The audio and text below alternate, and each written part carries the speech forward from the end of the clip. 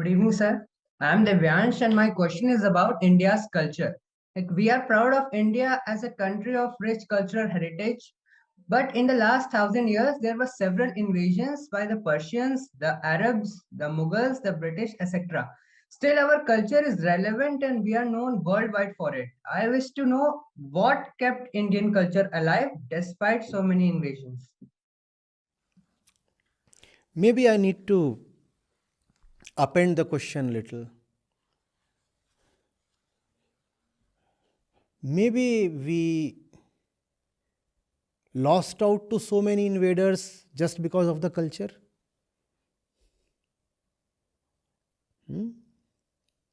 Maybe.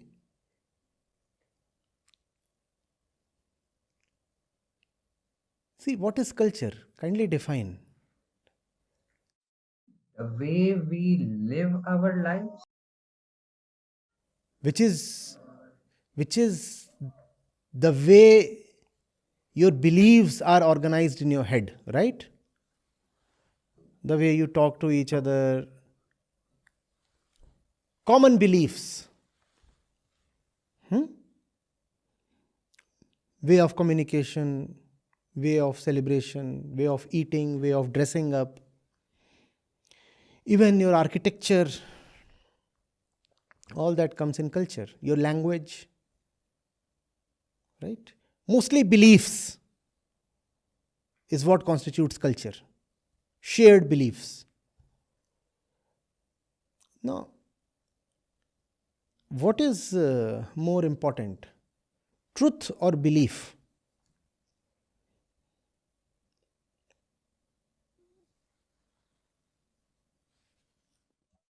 Mm, Truth is important, but it's not completely black and white. Like if a person is not able to uh, have something to believe into, what the truth is just objective. It's not a motive. Like, we have a purpose because we have a belief. So that's what keeps us going. So, if that belief is not rooted in the truth, then you will have a purpose, but that purpose will have nothing to do with the truth. What's the point of having such a purpose? Yeah. If your purpose is coming from your beliefs and not the truth, what good is the purpose?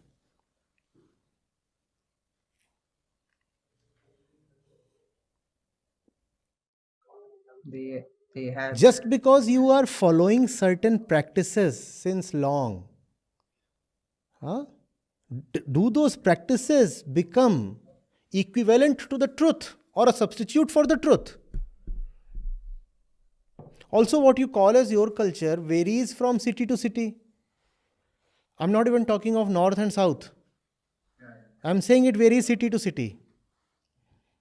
Also, what you call as your current culture is simply the culture you have been following since last 50 years.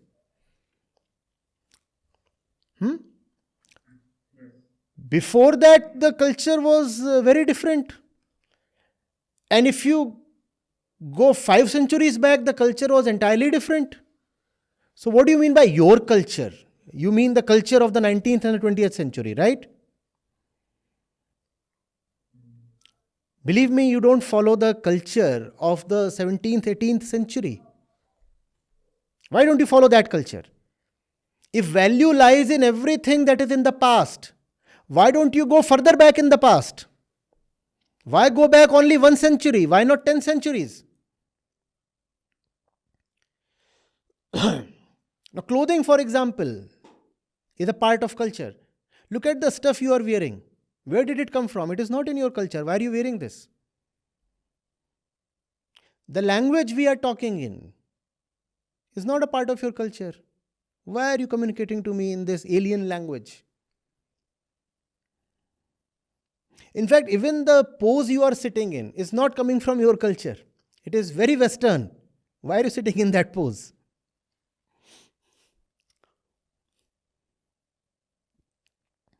Chips. Where have they come from? Pizza? Okay, chips and pizza, we anyway scoff at because of their Western origins. How about the dress that you wear in your festivals? Where is kurta pajama coming from? Where is kurta pajama coming from? It was not there 10 centuries back. It is coming from the same invaders.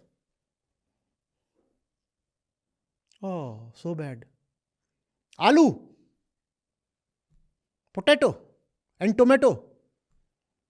They were not there in the Vedic times. Invaders brought them very recently, both tomato and potato. But you enjoy aloo like anything. So bad, huh? Aloo was not a part of our culture. No, sir. No aloo. For all those who keep talking only of Sanskriti, keep aloo away, first thing. Aloo is a foreign thing. The invaders brought it actually.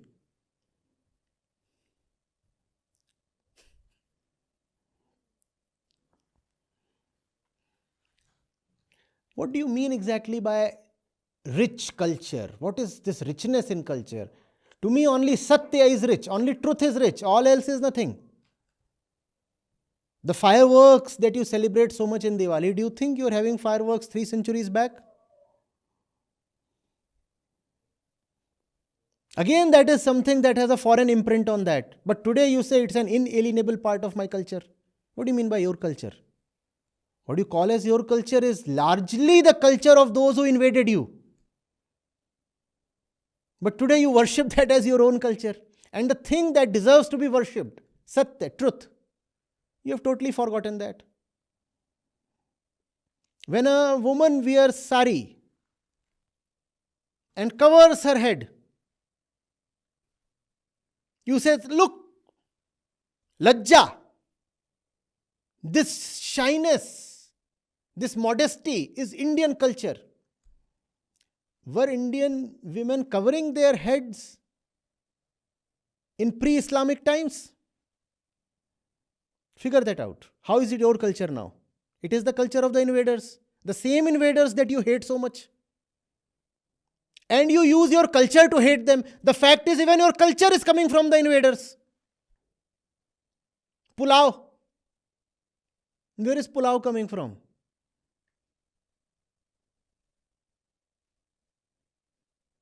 Most of the food items on your plate today, you'll not like it when you hear where they are coming from. And many food items that you do not like today, they were originally a part of your culture. For example, somras. Today you say, oh, all the Sanskritiwadis will say, alcohol is so bad, alcohol is so bad. The thing is, if you go to the Vedas, continuously when the rishis are praising som, Indra is especially fond of som. It was Islamic morality in which alcohol was banned.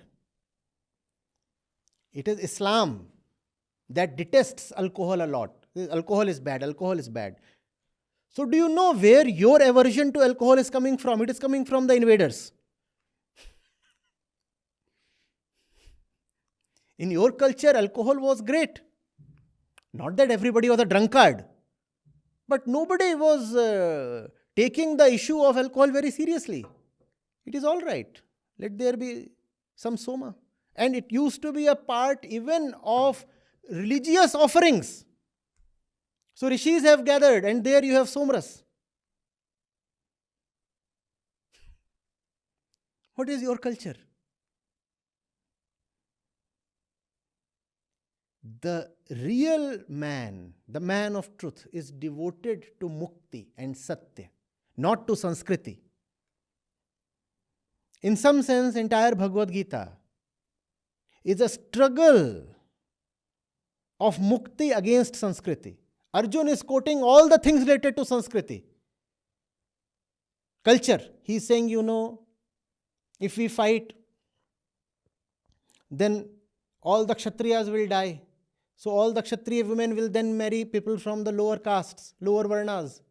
And Varna Sankar, babies will be born. This is Sanskriti. And if those are born, then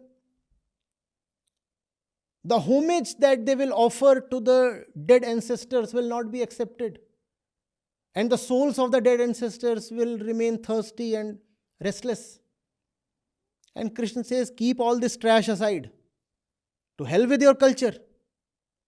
I'll tell you that the only thing that matters is mukti, liberation. And liberation is what I stand for. So be devoted to me and do as I say. Keep all your misogyny and your superstition aside. And do you see all these things in what Arjun is saying? He is saying women, they should not marry lower castes. Men were allowed to marry lower caste women. But women, they should not marry non-Kshatriyas. And superstition, a lot of superstition in what Arjun is saying. All that is in chapter 1 of Bhagavad Gita. So what you call as your culture has a lot of superstition as well. Why do you want to venerate that? Culture is man-made and it should keep getting refined episodically, timely, continuously, rather. Not even episodically. Culture is something that pertains to a particular place at a particular moment in time. Culture is time bound and must change with time. And it is already changing with time. 100 years back, you would have said caste system, untouchability, not even untouchability, unseeability. There are certain people you were saying they cannot even be seen.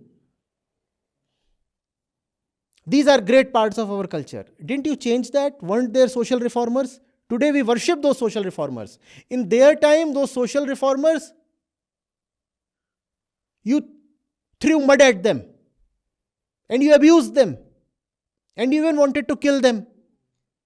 And you said these people are destroying our culture because they are talking of abolishing child marriage. And they are talking of widow remarriage. And no. Widow remarriage cannot be done. In our culture, no widow remarriage. And in our culture, kids should be married at the age of 5. And in our culture, the woman should be burnt on the pyre of the husband. These things were part of your culture. No. We are proud that we reformed and refined our culture. Aren't you proud of that? We are proud that we have a better culture today. Similarly, culture should always keep getting refined with a view towards the truth. Do not take culture as sacred or holy. Satya is holy, not Sanskriti. Are you getting it? Satya is Sanatan. Sanskriti is not Sanatan. Sanatan means timeless. Sanskriti is time bound. Getting it? So, I am not discounting the importance of culture. What I am saying is, remember the place of culture vis-a-vis the truth. Culture should be a shadow of the truth. Culture should be a follower of the truth. Do not place culture in a position where it becomes the absolute. Only the truth is absolute. Culture is not absolute. The Upanishads do not sing of Sanskriti, they sing of Satya. The saint poets didn't sing of Sanskriti, they talked of Satya. Unfortunately, in today's India, there is a very unfortunate kind of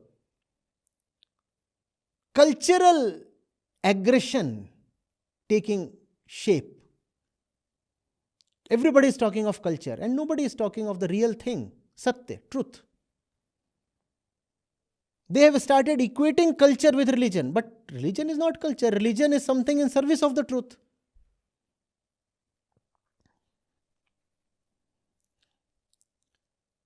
Are you getting it? Huh?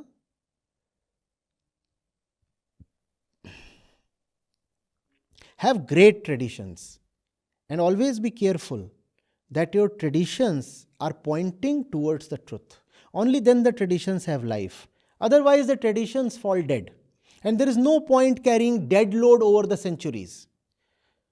I'm not discounting traditions. There can be beautiful traditions. But only when you know the meaning of those traditions. Only when those traditions arise from your heart, just ritualistically and blindly obeying traditions will take you nowhere. If traditions have to exist, let there be lively traditions. In fact, with an eye on the truth, with a mind devoted to the truth, you can even begin new traditions.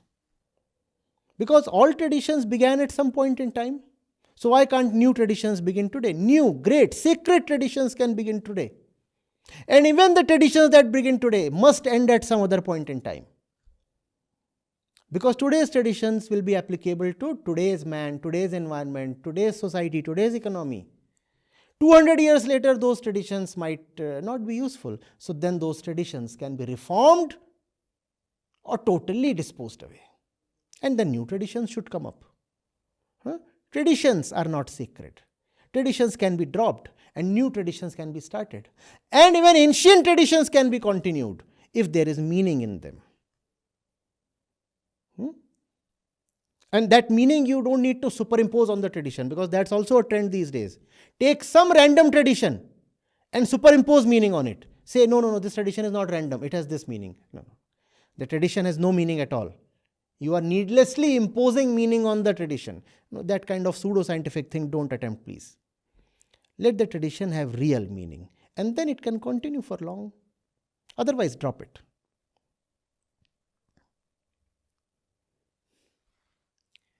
I wanted to ask one more, like you use the term tradition, and like, I wanted to know the if there is a fundamental difference between tradition and culture, or they are the same thing, or Culture proceeds on tradition.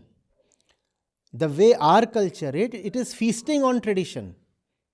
Culture need not be very strongly tied to tradition, but in our country that is not the case. In our country, mostly what you call as cultural is also traditional. Is that not so? When you say cultural, it almost immediately and completely means traditional, which is not an equality that's necessary. Culture need not be definitely equal to tradition. You can have new culture arising in light of a fresh, devoted, sacred consciousness. So, culture is amenable, culture can be changed. That does not mean I'm saying everything that is traditional has to be dropped. But there is a lot in our traditions that deserves to be dropped. And let's please drop it. Let's not try to needlessly defend it.